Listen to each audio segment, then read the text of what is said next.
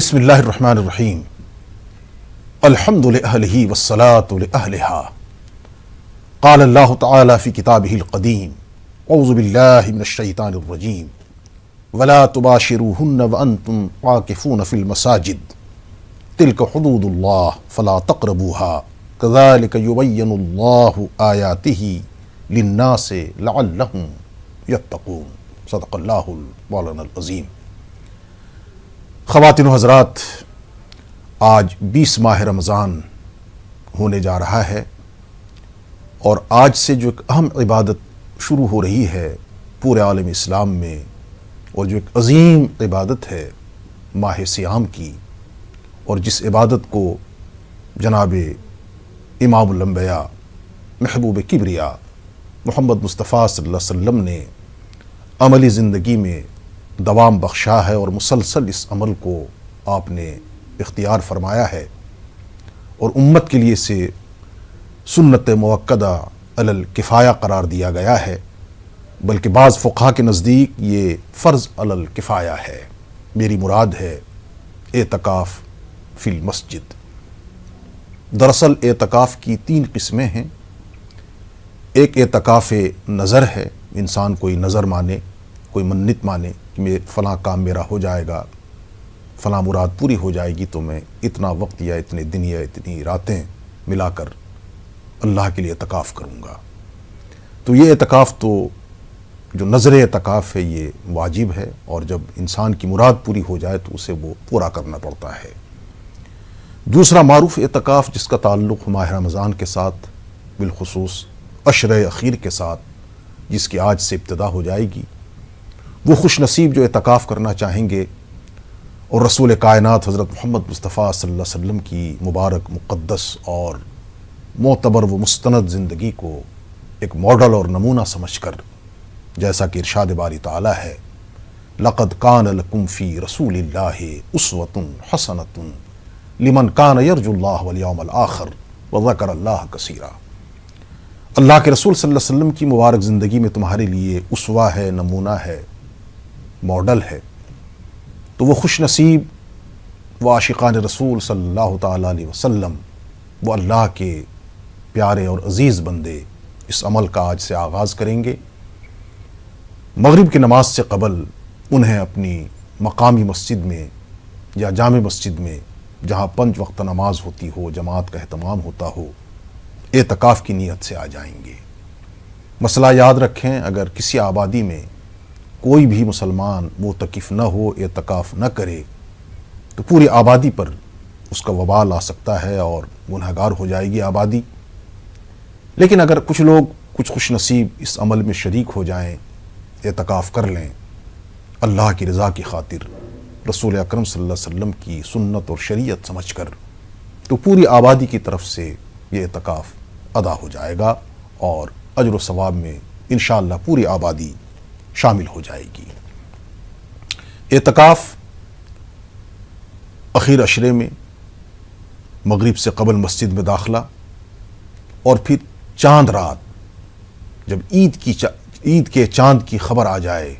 اور عید کا چاند نظر آ جائے تو معتکف مسجد سے باہر نکل آئے گا۔ یہ 9-10 دن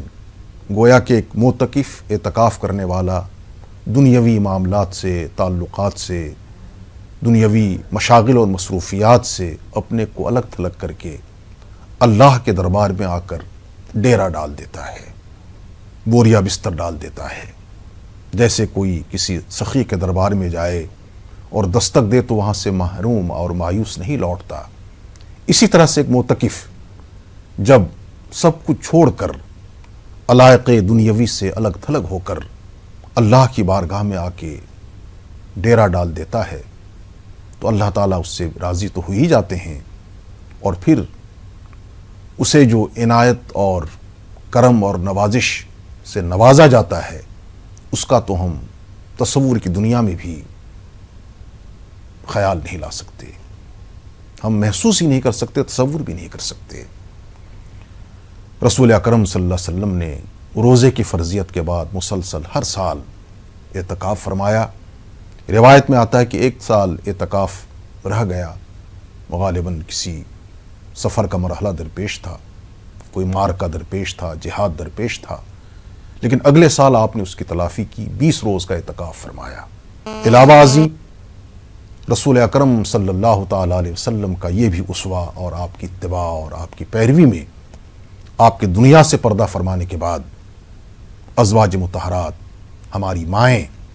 پابندی سے اعتکاف کے عمل کو انجام دیتی تھیں۔ خواتین و حضرات، اعتکاف کا اجر و ثواب قرآن مجید کی سورہ بقرہ کی آیت کریمہ میں نے تلاوت کی ہے۔ یہ امتیاز صرف ماہ رمضان کی عبادات اور اعمال کو حاصل ہے کہ ایک ایک جزویے کو اللہ تعالیٰ نے قرآن مجید کے اندر مفصل انداز میں بیان فرمایا ہے۔ حالانکہ نماز بھی ایک اہم عمل ہے، زکوٰۃ بھی ایک انتہائی مالی عمل ہے، حج جانی و مالی اعمال کا مرکب اور مجموعہ ہے، اور دیگر اعمال صالحہ، ان کا مفصل تذکرہ قرآن حکیم میں نہیں ہے۔ گو کہ احادیث میں تفصیلات ہیں، اسلامی فقہ میں مزید تفصیل در تفصیل ہے، لیکن روزہ وہ امتیازی عمل اور اس سے جڑے ہوئے اعمال، ایک ایک چیز کو اللہ تعالیٰ نے انتہائی اہتمام کے ساتھ بیان فرمایا ہے، اور اس میں اعتکاف کا عمل بھی ہے۔ ارشاد باری تعالیٰ ہے وَلَا تُبَاشِرُوهُنَّ وَأَنْتُمْ عَاكِفُونَ فِي الْمَسَاجِدِ، جب تم نے اعتکاف کی نیت کر لی ہے، مساجد میں آ کے قیام کر لیا ہے، تو مباشرت نہیں ہوگی، بیوی کے ساتھ تعلقات بحال نہیں کیے جائیں گے۔ تِلْكَ حُدُودُ اللّہ، یہ اللہ کی حدود ہیں، سرحدیں ہیں۔ فَلَا تَقْرَبُوهَا، انہیں عبور نہ کرو، انہیں پامال نہ کرو۔ یہاں ایک لطیف نقطہ ذہن میں رکھیں، قرآن مجید ہے، روزہ ہے ماہ رمضان کے، یا اعتکاف ہے، تینوں تکون ہیں۔ ایک قرآن مجید کے نزول اور اس خیر و برکت کی کتاب سے فیض کون اٹھا سکتے ہیں؟ ارشاد باری تعالیٰ ہے الف لام میم ذالک الکتاب لا ریب فیہ ھدی للناس وبینات، الف لام میم ذالک الکتاب لا ریب فیہ ھدی للناس لا ریب فیہ ھدی للمتقین۔ یہ قرآن اللہ تعالیٰ نے اتارا ہے، اس میں کوئی شک نہیں ہے، لیکن اس سے ہدایت کون حاصل کریں گے؟ للمتقین، جن کے اندر تقوی ہے، اللہ کی خشیت ہے، خوف ہے، ڈر ہے، وہی خوش نصیب قرآن مجید سے فیض اٹھا پائیں گے، اور وہی اس سے فیض اٹھاتے ہیں۔ یہ تو قرآن نے ایک اصول دیا، ظاہر ہے قرآن سے استفادہ کرنے کے لیے اس کے علوم اور فنون اور اس کی جو گہرائی ہے، گہرائی ہے، اس میں جو حکمت کے سرچشمے ہیں، ان سے وہی خوش نصیب فیض اٹھائے گا جس کے اندر تقوی کی صفت ہو، صلاحیت ہو، اللہ کی خشیت ہو، خوف ہو، پرہیزگاری ہو۔ اسی طرح سے روزے کے بارے ارشاد ہوا کہ یا ایھا الذین آمنوا کتب علیکم الصیام کما کتب علی الذین من قبلکم لعلکم تتقون، مسلمانوں تم پر روزے فرض کیے گئے ہیں جیسے تم سے پہلے کی اقوام پر، ملتوں پر روزے فرض کیے گئے تھے۔ مقصد یہی ہے کہ تمہارے اندر تقوی پیدا ہو، اللہ کی خشیت، اللہ کا خوف، اس کا ڈر، حدود اللہ کی پابندی، یہ تمام اعلیٰ صفات اور اقدار تمہارے اندر پیدا ہو سکیں۔ یہی ماہ رمضان کا روزے کا بنیادی مقصد ہے، اور اسی لیے یہ مجاہدہ سال میں ایک بار پورے تسلسل کے ساتھ 1 ماہ تک کیا جاتا ہے۔ اور پھر اسی ماہ رمضان میں جب ہم نے آخری عشرے میں اعتکاف کی نیت کر لی اور معتکف ہو گئے، اللہ کے حضور دنیا سے کٹ کر ہم آ کے بیٹھ گئے، تو ارشاد ہوا کہ لعلہم یتقون، امید ہے کہ تمہارے اندر تقوی پیدا ہوگا، اللہ کی خشیت پیدا ہوگی۔ خواتین و حضرات، بات اعتکاف کی چل رہی ہے، اور میں عرض کر رہا تھا کہ اسلامی عبادات کا یہ طر امتیاز ہے کہ ہر عبادت اور عمل کا جو خلاصہ ہے وہ اللہ کی خشیت ایک مسلمان کے اندر پیدا ہو۔ ایک دفعہ صحابہ کرام نے بڑی لجاجت سے اور بڑی محبت سے پوچھا، یا رسول اللہ صلی اللہ علیہ وسلم، ہمارے ماں باپ، ہمارے والدین، ہمارے آبا و اجداد سب کچھ آپ پر قربان ہوں، آپ یہ بتائیں کہ آپ کی آل اور اولاد کون ہے؟ مراد روحانی اولاد، عرفانی اولاد، ایمانی اولاد۔ ارشاد فرمایا کہ ہر متقی، ہر تقوی شعار جس کے اندر خشیت ہے، خوف ہے، کیونکہ قرآن نے ایک معیار رکھا ہے نا، ان اکرمکم عند اللہ اتقاکم، تم میں باعزت وہ ہے، شرافت اور بزرگی اسے حاصل ہے جس کے اندر تقوی کی صفت ہے۔ یہ خاص اسلامی اصطلاح ہے، اس کی تشریح بہت ہی خوبصورت الفاظ میں اگر کیا جائے تو یہ ہے کہ انسان سب سے کٹ کر بس اللہ کا ہو جائے، اور جب اللہ کا ہو جائے، اس کے اندر تقوی کی صفات پیدا ہو جائیں تو پھر پوری کائنات اس کی ہو جاتی ہے، سب کچھ اس کا ہو جاتا ہے۔ من کان للہ کان اللہ لہ، جیسا کہ ارشاد نبوی صلی اللہ تعالی علیہ وسلم ہے کہ جو شخص اللہ کا ہو جاتا ہے اللہ اس کے ہو جاتے ہیں۔ تو ارشاد فرمایا کہ ہر متقی، پرہیزگار، دیندار وہ میری اولاد میں سے ہے، میری آل ہے، آل رسول صلی اللہ علیہ وسلم ہے۔ بہرحال اعتکاف کی بات چل رہی ہے، میں عرض کرنا چاہوں گا کہ اتنا عظیم عمل ہے یہ، اور خود رسول رحمت صلی اللہ علیہ وسلم نے عملاً اس کا بار بار مظاہرہ کر کے امت کو اس بات کی تعلیم دی اور تلقین کی کہ اسے تمہیں کرنا ہے۔ اجر و ثواب اس کا سبحان اللہ۔ کشف الغمہ حدیث کی ایک مستند کتاب ہے، اس میں لکھا ہے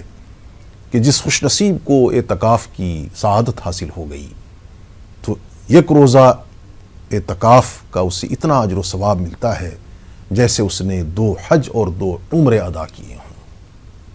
تصور کریں، حج اور 2 عمرے کا ثواب۔ مزید ارشاد فرمایا کہ معتکف جس نے اعتکاف کیا اس کے اور جہنم کے درمیان 3 اتنی بڑی بڑی خندقیں حائل کر دی جاتی ہیں جتنا ڈسٹینس اور خلا زمین اور آسمان کا ہے، یعنی اتنی دوری۔ اس کا مطلب یہ ہوتا ہے دوسرے عام الفاظ میں کہ جس خوش نصیب نے اعتکاف کر لیا اب اس کے جہنم میں جانے کا کوئی امکان باقی نہیں رہتا۔ اب اتنی دوری کس طرح سے پوری کی جا سکتی ہے؟ اللہ تعالیٰ اگر توفیق دے اس عمل کو آج سے شروع کرنا ہے تاکہ جو اجر و ثواب اور جس طرح سے اس میں اللہ تعالیٰ کی طرف سے انعامات اور اکرامات کے وعدے رسول اکرم صلی اللہ علیہ وسلم نے کیے ہیں ان سب سے ہم اپنے دامن کو بھر سکیں۔ خواتین و حضرات، عرض کرنا ہے جو اچھی طرح ذہن میں رکھیں کہ اعتکاف یہ آخری عشرے میں، اور اس میں یہ بھی بڑی لطیف حکمت ہے، اسی آخری عشرے میں شب قدر جو ماہ رمضان کی ایک طرح سے انتہا ہے، قدر کی رات، نزول قرآن حکیم کی رات، تغذیر ساز کتاب جس نے کائنات کا نقشہ بدل دیا، جغرافیہ بدل دیا، تاریخ بدل دی، بلکہ تقدیر بدل دی، وہ آفاقی اور انقلابی کتاب جس کے بارے شاعر مشرق علامہ اقبال فرماتے ہیں کہ قرآن حکیم کیا ہے؟ نوع انسان را پیام آخری، نوع انسان را پیام آخری، حامل او رحمت للعالمین۔ اور یہ کتاب نیست ای کتاب دیگر است، یہ ایک تقدیر ساز کتاب ہے، اور اس کتاب کے نزول کے بعد اللہ نے جو سربلندی امت کو عطا کی، انسانیت کو عطا کی، وہ ظاہر و باہر ہے۔ تو شب قدر اسی آخری عشرے کی طاق راتوں میں تلاش کرنے کا حکم۔ اب ظاہر ہے جو معتکف ہوگا مسجد میں جس کا قیام ہے، گھر کو چھوڑ کر، آل اولاد سے الگ ہو کر، تمام دنیاوی مصروفیات سے ایک محدود وقت کے لیے کٹ کر اس نے اللہ سے لو لگا لیا ہے، تو وہ ہر حال میں قدر کی جو رات ہے، جس رات کے تعلق سے مستقل قرآن مجید کی ایک سورت اللہ تعالیٰ نے اتار دی۔ ارشاد باری تعالیٰ ہے انا انزلناہ فی لیلۃ القدر وما ادراک ما لیلۃ القدر لیلۃ القدر خیر من الف شہر تنزل الملائکۃ والروح فیہا باذن ربہم من کل امر سلام ہی حتی مطلع الفجر۔ قرآن کے نزول کی رات یعنی شب قدر، خیر و برکت کی رات، وہ رات ہر حال میں معتکف کو ہاتھ آ جاتی ہے۔ اچھا، ایک اور امتیاز جو اعتکاف کرنے والوں کو حاصل ہوتا ہے وہ مسجد میں ہے، نیند کی حالت میں ہے، تب بھی عبادت میں اس کے سانس لکھے جا رہے ہیں، اعمال نامے لکھے جا رہے ہیں، بیٹھا ہے، لیٹا ہے، ذکر و اذکار میں لگا ہے، نوافل میں لگا ہے، فرائض کی ادائیگی میں لگا ہے، جس کام میں وہ لگا ہے تو اس کا اجر و ثواب اس کے کھاتے میں لکھا جا رہا ہے۔ اچھا، اعتکاف کی حالت میں رہنے کے بعد جو دیگر کام وہ اعتکاف سے باہر کر سکتا تھا، خیر کے، جنازے کی نماز میں شرکت ہے، عیادت ہے، کسی کی دستگیری ہے، خدمت خلق ہے، کوئی رفاہی کام ہے، کوئی تعلیمی، علمی، اصلاحی کام ہے، کوئی تبلیغی، دعوتی اور فکری کام ہے، ان سب کا جو ثواب بھی سے بغیر کیے حاصل ہوتا رہتا ہے۔ تو اعتکاف ایک عظیم عمل، اور اس عمل سے اگر کوئی محروم رہتا ہے تو کیا کہا جائے، اس سے بڑھ کے کوئی محرومی نہیں ہو سکتی۔ اب چونکہ اسلام دین فطرت ہے، جس پر میں ہمیشہ زور دیا کرتا ہوں، انسانی ضروریات، طبیعت اور اس کے تمام احوال اور ظروف کا اس نے خیال رکھا ہے، تو پوری آبادی کو اگر ہم اعتکاف کے لیے پابند کر دیں، اسلام پابند کر دے، شریعت پابند کر دے، تو مشکلات کا سامنا ہوگا، دنیا کا نظام پھر نہیں چل پائے گا، متاثر ہوگا۔ اس لیے حکم ہے کہ کچھ لوگ، چند افراد ہی صحیح، وہ یہ فریضہ انجام دے، تو سب کی طرف سے یہ ذمہ داری پوری ہوتی ہے، اور پھر اللہ کا چونکہ فضل و کرم ہوتا ہے، وہ ایک نیکی کوئی کرتا ہے، چراغ سے چراغ جلتا ہے، معتکف ایک فرد ہے، اس کے اعتکاف کی برکت سے پوری آبادی کو اللہ تعالیٰ نجات اور بخشش اور عنایتوں کی دولت سے مالا مال فرما دیتے ہیں۔ تو آج سے اعتکاف کا عمل شروع ہوگا۔ اس سنہری موقع کو جو خوش نصیب ہیں اور جن کے پاس وقت کی بھی گنجائش ہے، اضافی مصروفیات نہیں ہیں، اور وہ خوش اسلوبی کے ساتھ اس عمل کو انجام دے سکتے ہیں، تو انہیں قطعی طور پر وقت ضائع کیے بغیر اس عمل میں شامل ہونے کے لیے کمر ہمت باندھ لینا ہے۔ ماہ رمضان کی آمد کے ساتھ ہی ہم اچھی طرح واقف ہیں کہ رسول رحمت صلی اللہ علیہ وسلم کے معمولات کیا ہوتے تھے، پورا رمضان کس طرح گزرتا تھا، کس طرح سے تلاوت کا اہتمام، کس طرح سے نمازوں کا اہتمام، کس طرح سے قیام اللیل، کس طرح سے نوافل کا اہتمام، کس طرح سے ذکر و اذکار، کس طرح سے توبہ استغفار، ان تمام چیزوں کے ساتھ ساتھ امہات المومنین ہماری ماں حضرت عائشہ صدیقہ رضی اللہ تعالیٰ عنہا راوی ہیں، صحیح بخاری شریف کے اندر حدیث ہے کہ ماہ رمضان میں آپ کی عبادت و ریاضت تو بڑھ جاتی ہی تھی، لیکن آخری عشرے کے آغاز کے ساتھ ہی آپ مزید کمر ہمت باندھ لیتے تھے، اور پوری قوت کے ساتھ، پوری خوش دلی کے ساتھ اس آخری عشرے کو گزارنے کی کوشش فرماتے تھے۔ خواتین و حضرات، مرد حضرات تو مساجد میں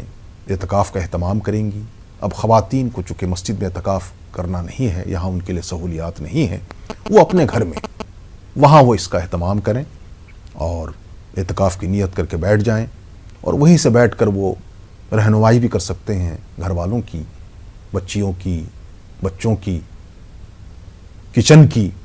اور تمام سرگرمیاں وہ پوری طرح سے انجام دے سکتی ہیں۔ تو اعتکاف کی حالت میں جانے کی آج سے ہی ضرورت ہے، تاکہ ایک موقع جو ہمیں اللہ نے دیا ہے یہ غنیمت سمجھنا ہے، اور غنیمت سمجھ کر اس سے بھرپور استفادہ کرنا ہے۔ آئیے اللہ تعالی ہم سب کو توفیق دے کہ ہم ماہ رمضان کے جو حقوق ہیں، اور ماہ رمضان کا ایک اہم حق یہ بھی کہ جو اہل حضرات ہیں، صاحب حیثیت، اس معنی کر ہیں کہ ان کے پاس وقت ہے، افرادی قوت ہے، وہ اعتکاف میں جائیں گے تو ان کی جو نجی مصروفیات ہیں، گھریلو جائز سرگرمیاں ہیں، وہ متاثر نہیں ہوں گی۔ وہ بہرحال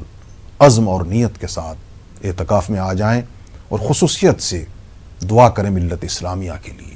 امت مسلمہ کے لیے، اور عمومی طور پر پوری انسانیت کے لیے۔